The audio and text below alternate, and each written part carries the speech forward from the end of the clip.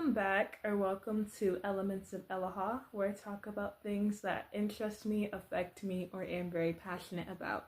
And in today's video, I'm going to be giving my opinions on Lab Rats. So without further ado, let's get into the video. Now, Lab Rats was one of my favorite childhood shows, and it still is one of my favorite shows of all time. I had like a 5 to 6 year streak of almost every summer I had to rewatch the show. And since I rewatched the show so many times, I could literally quote full episodes. I've noticed a lot of things and it just needed to be said. Now, the first thing, it's pretty obvious, but to some people on TikTok, it isn't. Leo Dooley is the main character in Lab Rats. Leo Dooley is the protagonist of Lab Rats. Whenever I'd see a video of Leo go viral on TikTok and I'd scroll through the comment section and it would say, oh, Leo gives main character energy, he should have been the main character. I'm like, what show are you watching? Leo is the main character. When you see that title sequence and he says, living in my basement? If Leo had not stumbled upon the basement and found Adam, Bree, and Chase, there would be no show. Leo is the protagonist of Lab Rats. Yes, does the fact that he's the fourth credited in the title sequence make it a bit confusing? Yeah, but Leo is the protagonist. I do hate that in seasons 3 and 4 that Leo was sidelined. You would think after he got Bionics in season 3, they would focus on his abilities and unlocking more abilities and his training. But no, the writers did him dirty the last 2 seasons. And they did the same thing to China's character in Ant Farm 2. And that's one of the issues when you have a black lead but a white showrunner, is they do stuff like this. The next thing I want to talk about is Chase's commando app Spike. They were always using Spike for the dumbest reasons. So the first time Chase used Spike in season 1, it was during a football game. And we usually see Spike one time per season. Then the second time was when Leo was doing a magic show in season 2. Spike came out then.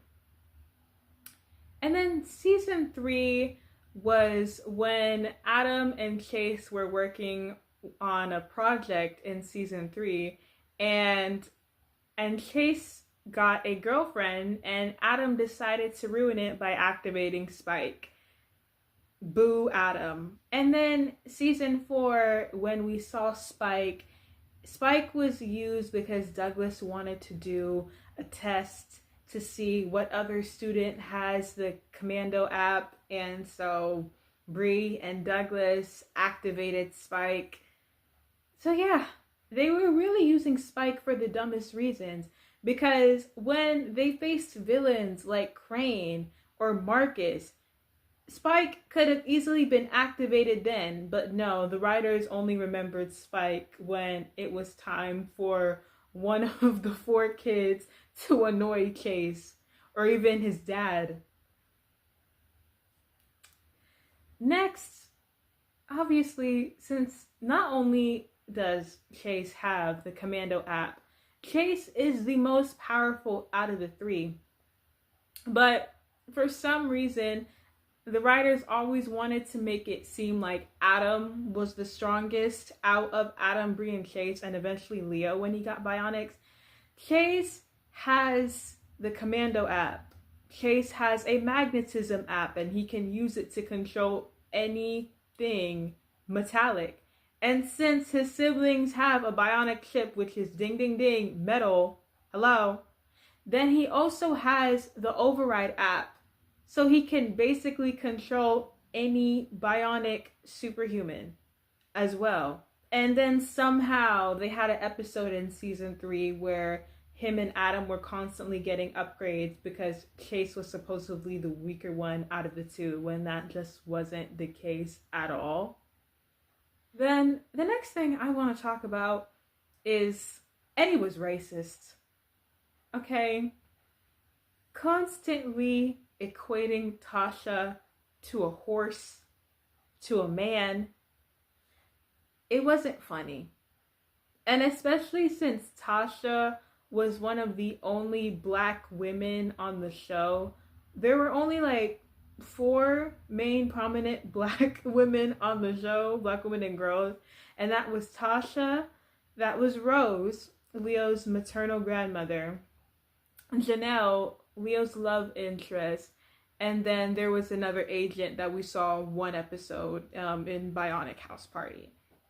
So you can already cherry pick the black characters in this show, and then to have like your most prominent black female character on the show always being attacked for her looks, being compared to a man, being compared to an animal by their white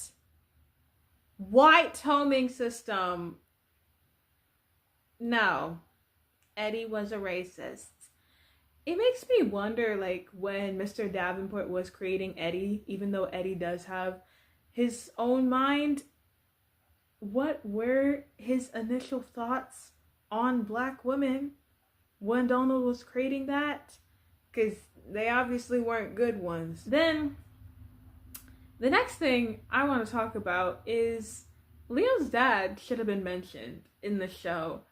I don't know why they never mentioned Leo's dad in the show, but I would have wanted to see some backstory on why Leo's parents got divorced and how Tasha and Donald met, and if Leo ever kept in contact with his dad. When did his parents divorce? That's one thing I really wanted to know, because it did take some time to get Rose to warm up to Donald, so that definitely would have given Leo a lot more development as a protagonist. We saw a lot of the shenanigans that went on with Donald and Douglas and Adam, Bree, and Chase.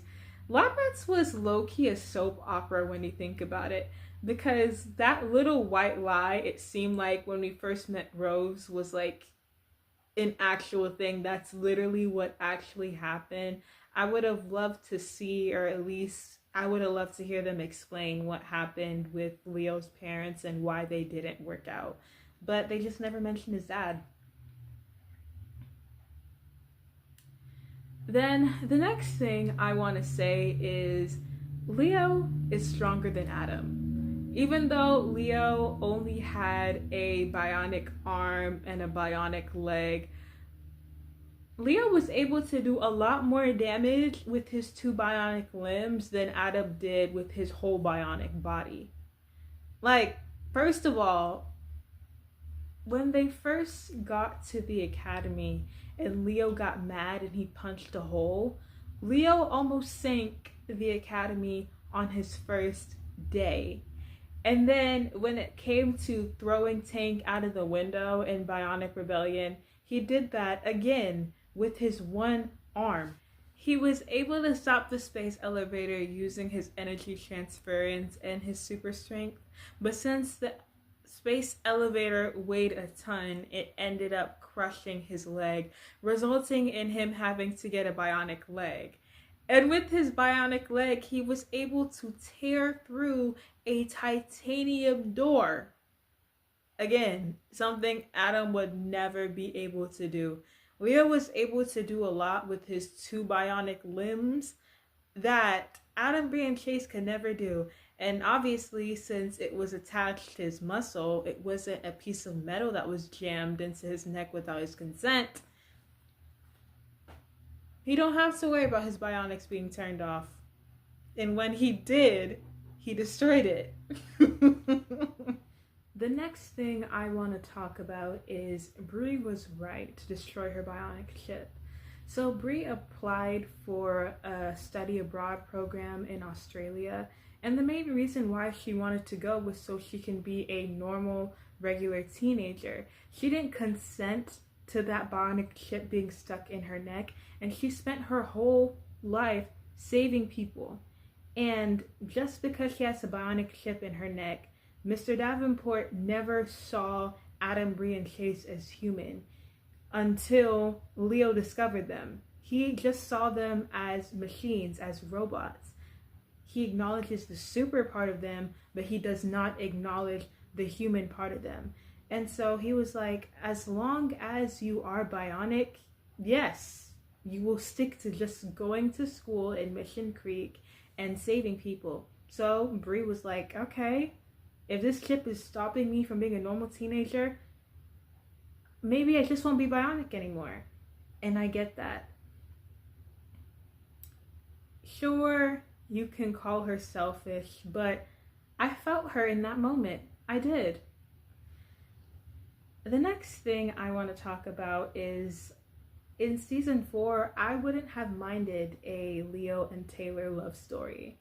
Even though I did like Leo and Janelle's relationship, almost every time the two of them would hang out, Leo would wind up almost killing Janelle.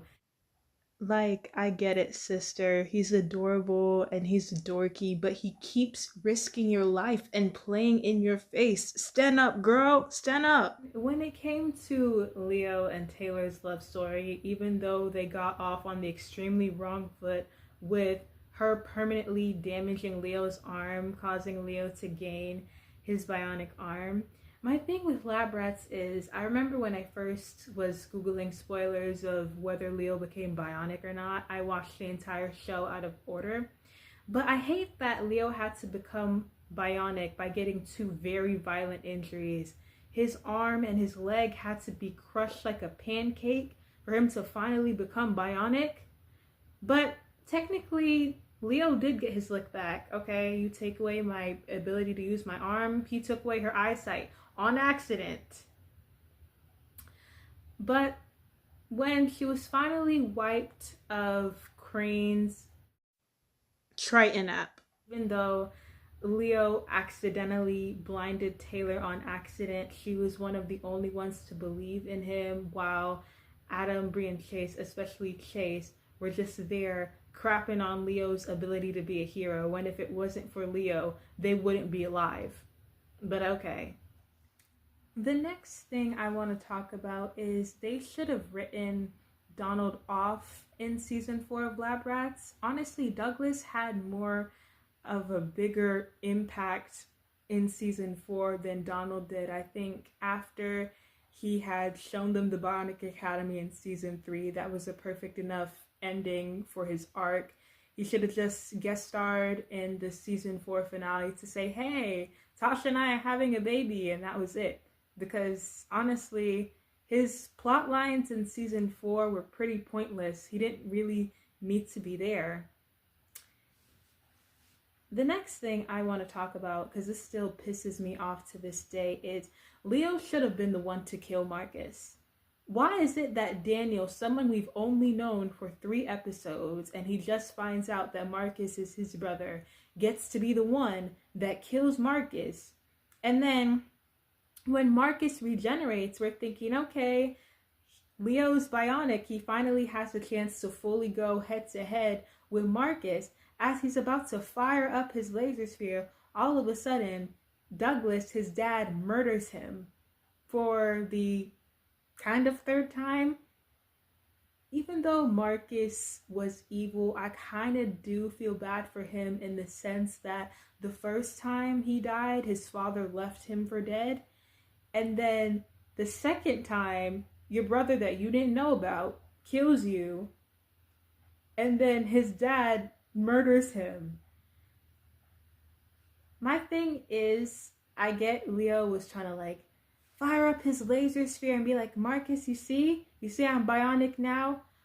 How quickly he hit Taylor when he saw Taylor came back because he thought she was still evil. That's how quickly he should have hit Marcus, because he was the first one. He was the only one to clock how Marcus was evil from the beginning. And then boom, they wanted to gaslight Leo. Then the last thing I want to mention is Elite Force. I feel like Elite Force didn't need to exist. The only reason why Elite Force existed was to give Mighty Med a proper ending.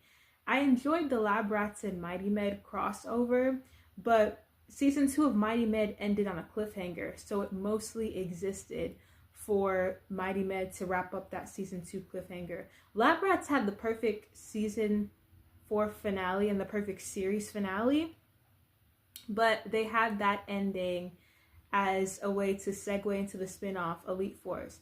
But the thing is, how can you even call it Elite Force when Kaz and Oliver have had their superpowers for 2 seconds? I would have much rather it have focused on Leo and Adam, because Leo and Adam were the show. Leo and Adam carried the show on their back.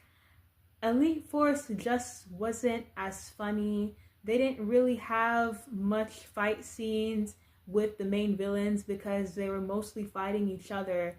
And then Leo wasn't even mentioned in the spinoff, which was completely weird.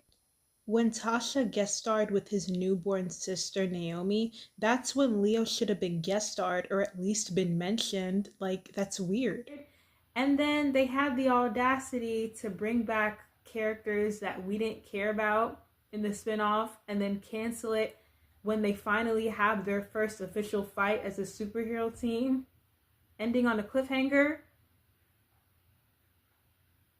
Because now both the Lab Rats and Mighty Med franchise have ended on a cliffhanger when they could have just given Mighty Med a finale movie and left Lab Rats alone.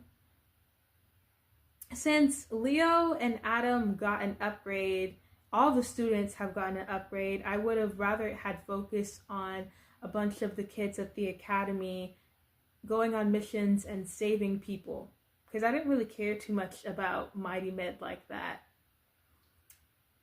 But anyways, y'all, that is the end of my Lab Rats opinions video. If you enjoyed this video, give it a like and subscribe, and check out my last video right here.